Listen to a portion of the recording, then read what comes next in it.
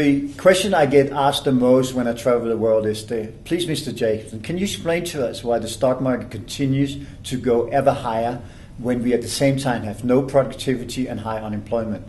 For this end, I have developed my own economic theory, the Bermuda Triangle of economics. I do expect a call from the Nobel Prize Committee, but it's yet to come. But let me put this to you. I call it the 80-20 rule.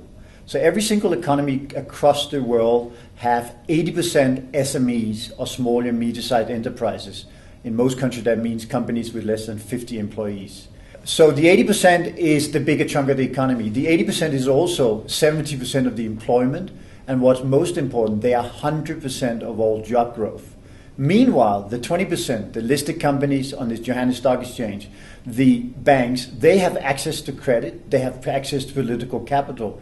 So that means essentially the reason why we have high market valuation is that the 20% have never had better access to cheaper credit, cost of capital in their life.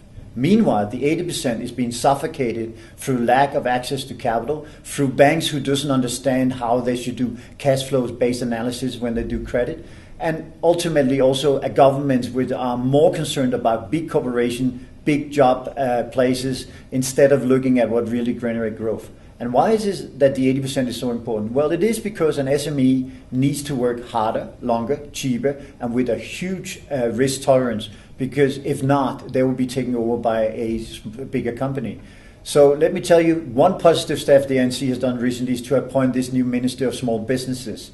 It is only a small step, and being political as it is only going to happen in 24 months. But it is a first step that will set South Africa up for having a re-emergence of the small business guy, reducing the burden on him in terms of political bureaucracy, and ultimately giving him the credit that will make his growth be exponentially and not decreasing forever as it is when the state is intervening.